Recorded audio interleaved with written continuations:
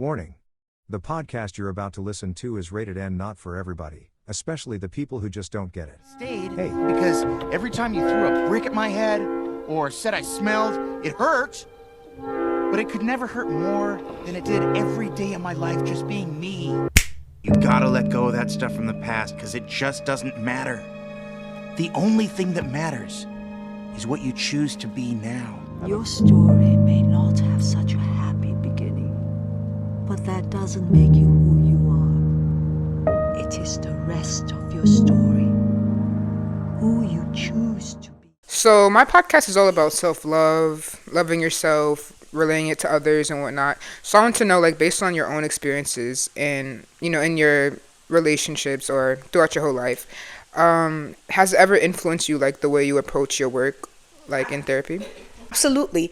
That's what I learned in therapy, because I come from a culture that's very much where the female, the woman, the matriarch is the nurturer, always taking care of people, making sure everybody's okay, even before ourselves. And it was through being in therapy that I learned that it was okay, not just okay, but necessary to make sure that you put yourself first. Instead, I learned that self-care wasn't selfish. I learned that with relationships, there should be boundaries. Because when you don't have boundaries in your relationships, you get walked on, And so there was a lot of insight that happened in my experience with therapy. It's what I give the credit to, the changes that I made in my life. And the changes that I made in my life made me a lot stronger, more confident in knowing that, it's okay that I did things the way that I did things, but it's also okay to change it and make it right. Okay, so a lot of people that I'm around are experiencing, like, being cheated on. And I know it's, like, hard for them to cope, hard for them to get over it. But, there's also people who do the cheating, and it's hard for them to cope, as well. How would your approach in therapy with individuals who have experienced infidelity or have been identified as the ones who cheated? Okay, so in either part, there's always internal work to be done. So there's things in your life that contribute to you, cheating, right? That's the inner work that I would do with them. Like, where did that come from? Where did you get that message from? Where did you see it? Just make connections in that sense. On the opposing side, why do you feel like it's okay for you to be cheated on? And, what does it mean for you to stay? What does it mean for you to leave? Because it's different for everybody. My treatment plan when it comes to my clients is very individualized. So I really try to get an understanding of what their situation was and how they handled their situation, and then we would normally take it from there. It's like a roadmap. So how do you think being cheated on affects, like, one's self-worth? Oh, it tears you apart. I mean, it's going to have an effect on your self-esteem. It's going to have an effect on, sometimes it'll affect you internally, personally, but it'll also change you as a person, angry, resentful. It's a terrible roller coaster to be on. Yeah, I felt like when I've been cheated on a couple times, and every time I felt like I've been cheated on, I kept, like, blaming myself. Like, I thought it was something wrong with me, like I wasn't really enough. So what would you say to someone who feels the same way, like, after being cheated on? The cheating, when it comes to a relationship, it's never linear. It's never one person's fault. You're going to run into that a lot in life, where you'll have a person that always say it's you. When there's a relationship and there's two people, there's more than one reason of why the cheating or anything in the relationship happens. There's not one person that's innocent and another person that does everything right. That's delusional. Okay, so that work, it comes from the couple. Something happened on both ends that resorted to that. What would I say to somebody that cheated on me? What did I do wrong? I would never ask that question, because you didn't cheat on me. You cheated on yourself, right? Because you have that level of confidence, and you are confident about what you contribute to the relationship. Then I look at the person as, like, what's wrong with you? What's going on with you that you feel like you could be deceitful enough to to behave that way outside of your home and come back and show face to a person that you claim to care about. I don't see it as what that person made that person do to cheat. That person is always cheating on themselves, never. So do you think when someone cheats on, someone, do you think it's like they don't care for them? It's not that they don't. I wouldn't say, every situation is different, but I do believe that a lot of people that engage in that behavior have years of just trauma and abandonment that results in self-sabotage. They will sabotage every relationship in their life. And I don't mean just relationship like a partner, every relationship in their life. They will, it's self-sabotage. You grow up on survival mode, and you've been abandoned in that situation. Every relationship moving forward, until you find healing, until you really gain an understanding of why you do what you do, every relationship moving forward will be sabotaged. So what advice would you give someone that is struggling with the guilt or the shame of cheating on Work someone? on yourself. Work on yourself and try to get to a place where you can confidently say, I will no longer put this kind of harm on myself, or I will no longer engage in behaviors that does not make me feel good about myself. If you know after you cheated that you don't feel good, the question should be, you already know what the result feeling is going to be. Why go there? Self-sabotage. I wanted to touch base on trust issues, because I feel like recently I've been realizing how me personally, I could be over a certain situation, a certain person, just the whole shebang with it, but I realized that I picked up on things from the past, and I'm applying it to my future with shows I have trust issues in relationships that I have now. So I wanted to ask, what role does trauma play in the development of trust issues, and how can individuals effectively address and heal from the past hurts? You gotta address the trauma, right? And it healing from it depends on the work that the person who lost your trust is putting into gaining it back. It completely depends on that, right? You can't expect to lose trust in someone. They continue the behaviors that made you lose trust in them, and then think that time is going to bring that trust back to you. It doesn't work that way. When it comes to someone losing your trust, the work comes from them. Now, there could be two perpetrators in a relationship. But what if it's a past relationship gave you those trust issues, right? And you're over the past relationship, and now now it's you have trust issues towards everything. Well, you didn't heal your traumas from the last relationship, so you bring it on to the next one. It's the same concept as self-sabotage, right? You got to come to that next relationship whole, right? So one thing that's very important to do when you're leaving a bad relationship like that is spend some time to yourself, with yourself.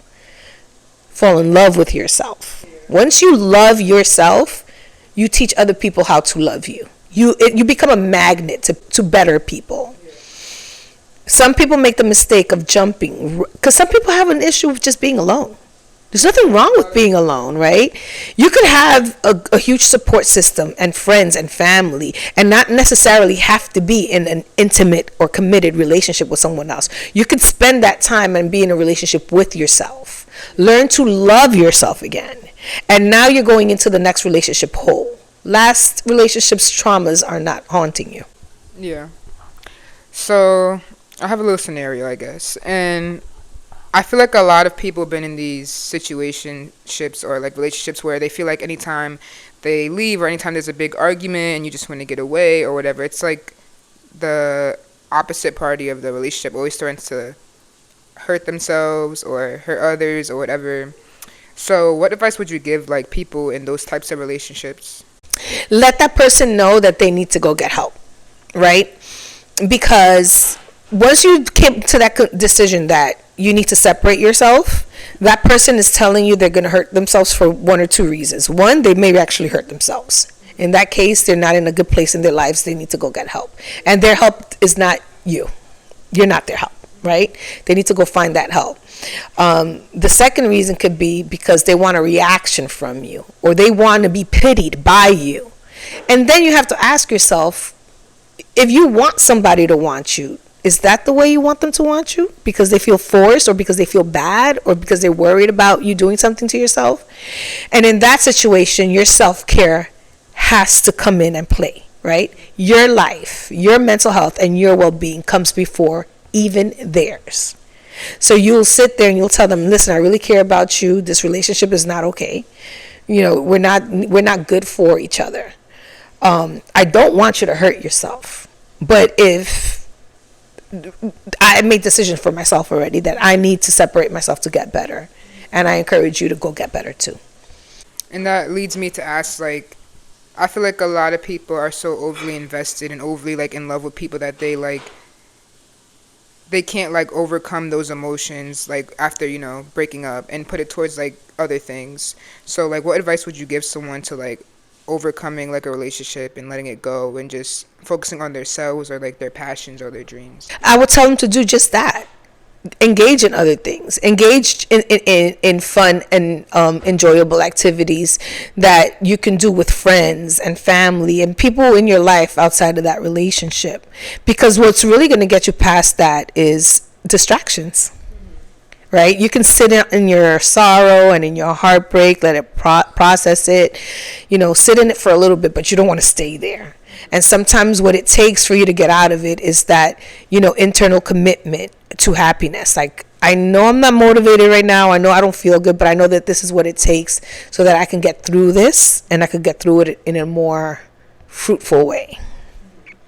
So while being in a relationship, I wanted to ask, like, how can individuals, like, strike a balance between loving themselves and loving others? Because, you know, like I said, the people who are overly invested, they tend to, like, lose a piece of themselves. Because I know, me speaking from personal experiences, I know that, like, I can really forget about all the things I used to love doing. I can forget about maybe some friendships, or, like, just, you know, just things I used to love doing. And I'll get overly invested, and it's like my mind always goes to the relationship. Like, everywhere else, it's like I have no interest. Well, my feelings behind that is really there is no balance. You come first. And then what you balance out is the relationship, the activities that you like to do, your friends, your family. You find balance within that. But you're not a part of that. Because your mission is, and your responsibility is to your own well-being. So you're up there. You're in that pedestal. You know, you make sure you take care of you first. Because if there's two people in front of you that have, if you're faced with, you know, if I do this, it's going to hurt you. If I do it that way, it's going to hurt me. It's no option. You're going to have to go with hurting somebody else, because your priority is you. So what you do balance out is your occupational life, your social life, your relationship, but you always prioritize yourself. So I guess that's like having, like, self-discipline. And don't forget about the things that you love. Don't forget about the people that were there for you before that relationship. Because these are things that drive people away. Now, when there's trouble in paradise, you're looking for the people that were there for you before. Some people are mature enough to say, you know, I'm not going to take that personal. You know, I love you regardless. I'm here for you. That's a good friend, right? But you should also be encouraged to just, you know, not put 100% into that person to where there's like a cutoff with everybody else, because you need that support, right? What if, you know, most of the time your partner should be your best friend, but what if you have a conflict with your partner? Now who do you go to? Right? Well, I used to have a bunch of friends, but I forgot about them while I'm in this relationship, and now I'm having trouble with this relationship. I need somebody to talk to, see the damage that's happening within you, because now you're forced to suppress those feelings. You have nobody to go to with it.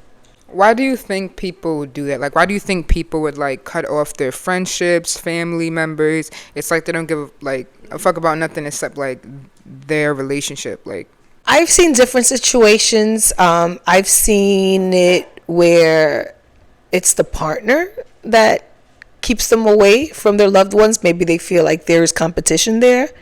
I've seen situations where just by nature, people are raised feeling like they need to take care of their partner above all, even your own interests, and then they find themselves just pouring all into their relationship and nothing for themselves.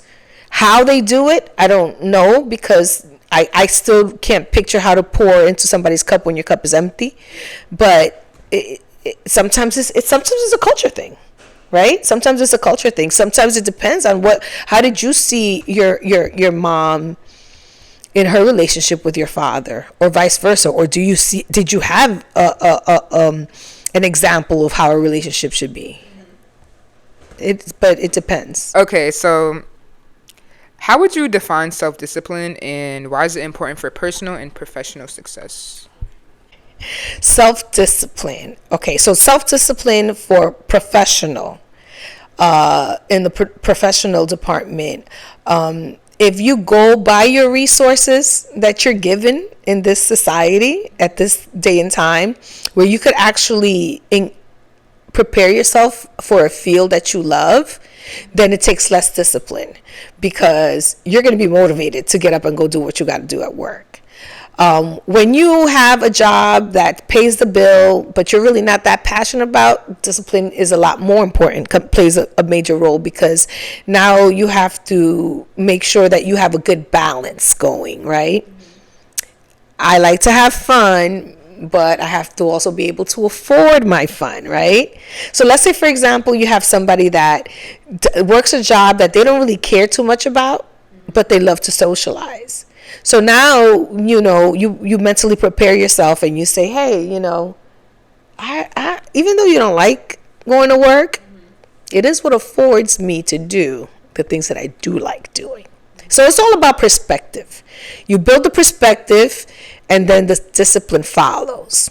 That's with your working life, with your social life. I feel like the working life thing, like, I'm a person that bounces constantly from job to job, because if I don't really truly enjoy what I'm doing, I'm simply just not going to do it.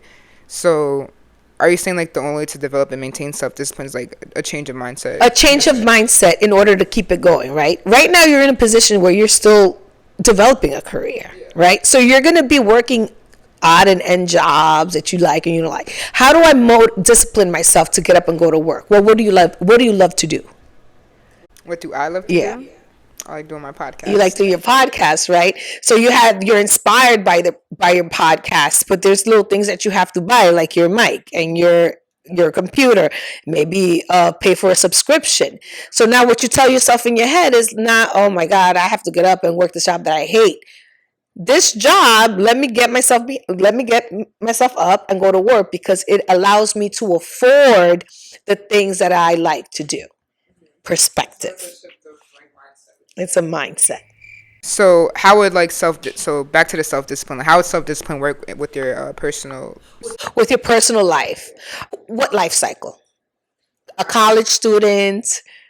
Yeah. Okay, so for a college student, your social life, you would know how to set yourself disciplined, and it's something that you're going to sit there and you constantly tell yourself. What do you constantly tell yourself? I feel like it's so hard to have self-discipline for me. I don't know about others, but I know, like, me personally, like, it's really hard, like, because I should be doing so many things that I'm not really doing, because I just find it hard, or I find it uncomfortable. But I know you have to feel uncomfortable to feel comfortable eventually. You gotta remind yourself, like, what's my purpose now, right? And as a college student, that was a question that I kept asking myself. What am I in school for? What am I here for? All right, I want to establish a good career and graduate. And I want to graduate on time, right? So what does self-discipline look like in that? All right, college life is fun. And doing the things that you don't really like to do, and acting like you love to do college it for life the is bigger fun, picture. but I have to remember what I'm here for, right? So it doesn't, and here's the key too. You have to make this life worth living, right? So you can't forget to have fun. So it doesn't mean completely eliminate or don't engage in the fun stuff, but you know what your balance is. You know what your balance is because you'll say anybody will say it. Like, you know what, I end of the semester it looks like I need to pick up my GPA. Let me come up with a plan. That's discipline. That's all part of discipline. Just to be aware that you might want to pick up your GPA or might want to pick up a class next semester. Just being aware is discipline. Now, how do you actually do it? You would have to create a routine. So I find it difficult to create a routine. Like I would tell myself, okay, I want to get up, at like 8 a.m. every day, and I want to read for at least 30 minutes every day, and I want to do this and do that because it contributes to just self-love and you just being better all around. So what advice would you give to someone who wants to create a routine or struggle to maintain self-discipline throughout their daily lives? If I was talking to a friend, I would just guide them through it, and just ask them, how committed are you to actually following these guys? Also, how badly do you want the end result to happen? Okay, because the amount of work that you put into it, how committed you are to it, and how disciplined you are to it does define how badly you want what you want. If you're constantly breaking the routine, then think about what the end goal is and really question yourself, how badly do I want that goal in particular? Right? So it's how passionate you are about the end result is how hard you're going to go with the discipline. It's almost like you have to have a burning desire to achieve those things, because if you don't, then you're not going to be willing to do the things that you don't want to do to get there. And then you also have to, what also plays a part in is, why is that the end goal? Because you want material things out of it and you want to be rich, or because you have a passion for it and you really look forward to doing it until forever? Because that also motivates you. Yeah, I feel like you're always supposed to do the things you're passionate about in life. That's what's going to help you stick. That's what's going to help you to stick to it. Yeah, I was listening to a podcast, and the guy said you shouldn't do what you know you can do, and you shouldn't do what you think you can do. You should do what you want to do without knowing how you're going to get there. Yeah, that's the challenge. And the challenge is really what, I guess the challenge is what really makes it spectacular. Challenge yourself. It's like they say, if you're the smartest one in the room, you're in the wrong room. Mm-hmm. Right? So you ruffle a little feathers. If you're comfortable, you have to keep moving. Yeah. You have to keep moving.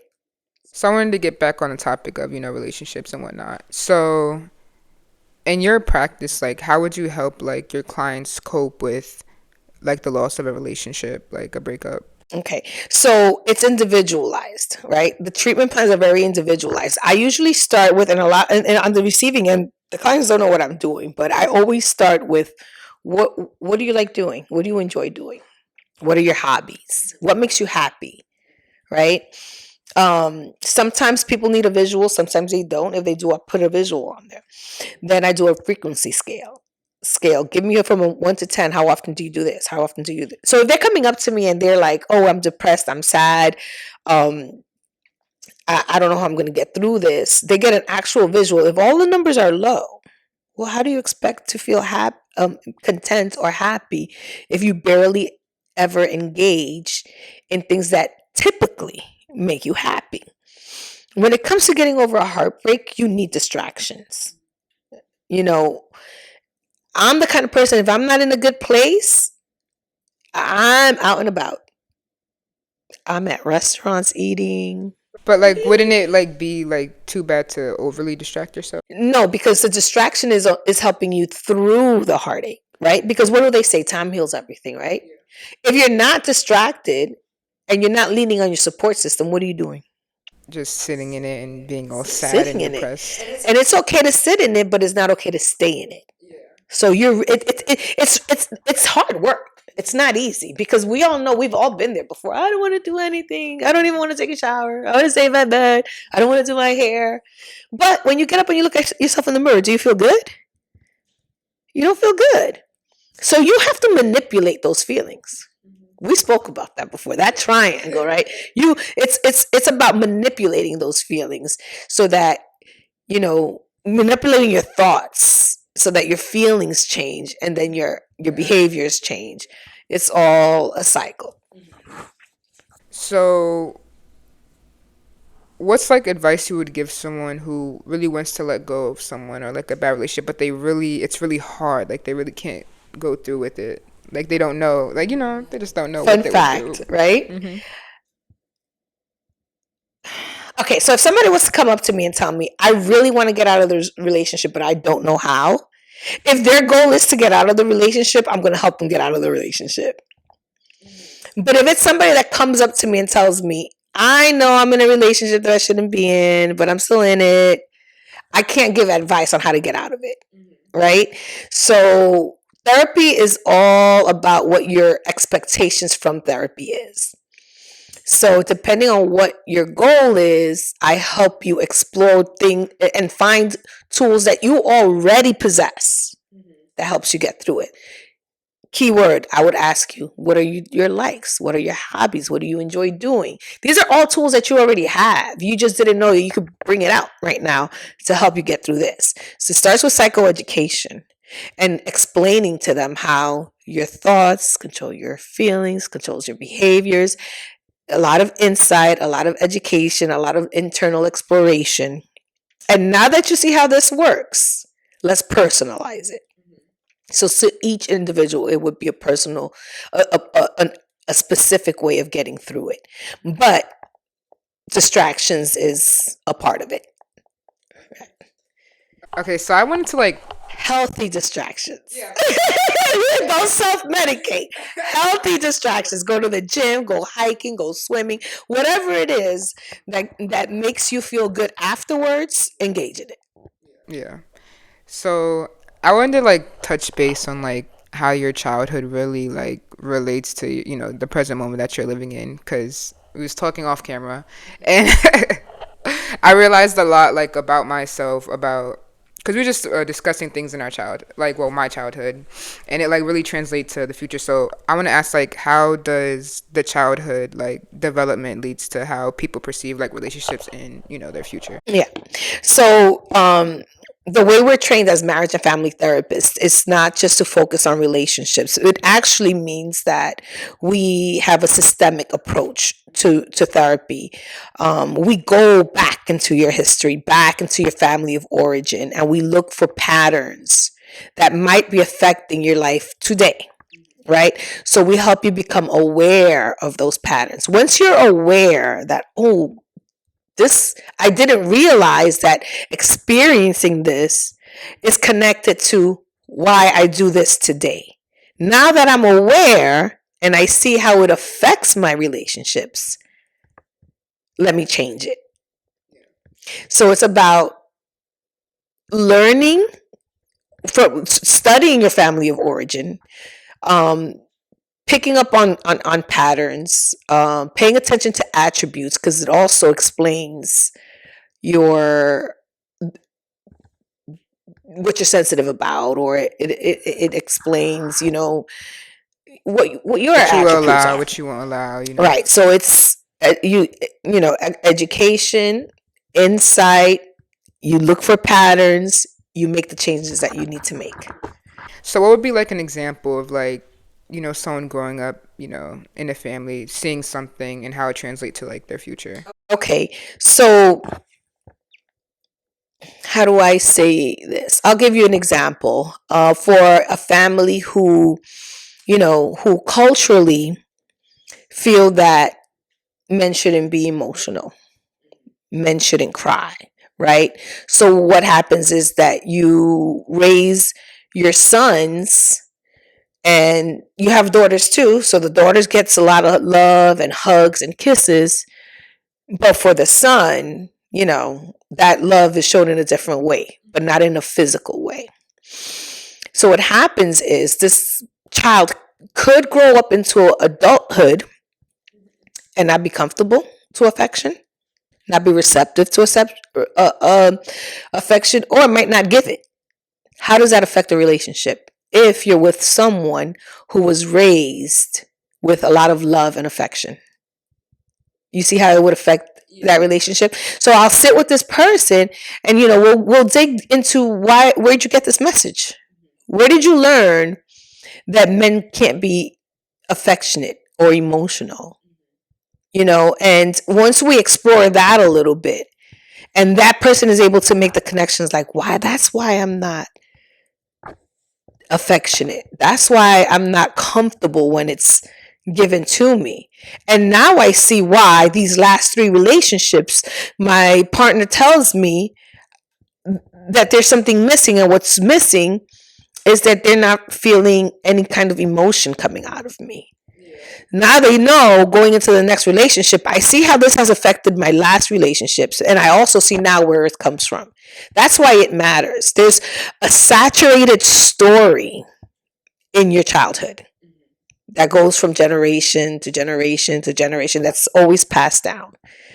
And hopefully being in therapy now and, all this mental health awareness is something that'll open people's eyes to that, to really understand that we are in control of, who we are and who we become. We could take all the beautiful things from our family of origin and cultures that we love, but we also have the right and the power to leave the ones that we know affected us and just leave it there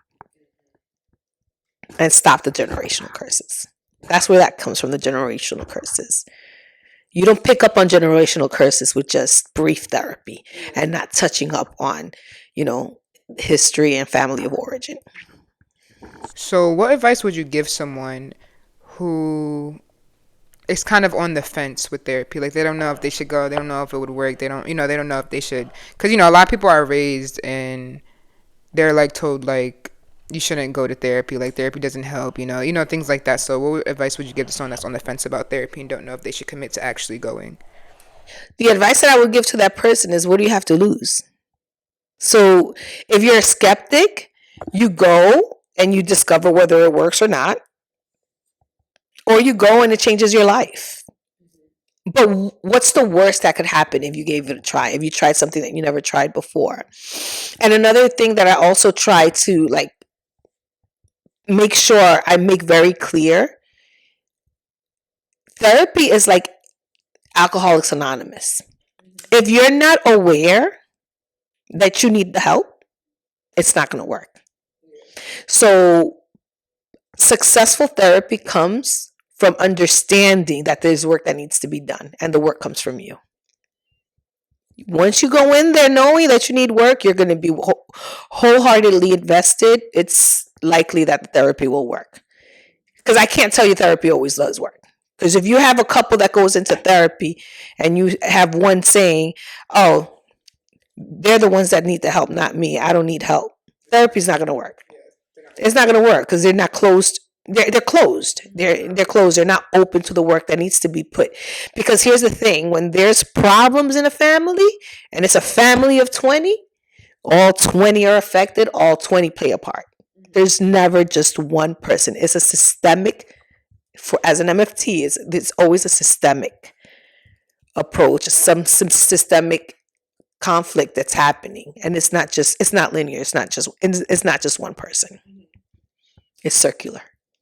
So to end off the podcast, I want to ask you, what is a message or a piece of wisdom that you would like to share with our listeners who are considering therapy? Self-care, self-care, self-care. And if you're thinking you might need therapy, you probably do. Go and get it. Go and get it. Look at it as you're putting work and you're investing in yourself. You're investing in giving people the best version of yourself. You woke up today and somebody loved you. I hope it was yourself. I am a man with Down syndrome. My life is worth living. I love me. So the day that you decide to stop loving me, I'm not gonna love myself any less. It doesn't matter what anybody tells you what you can and can't do.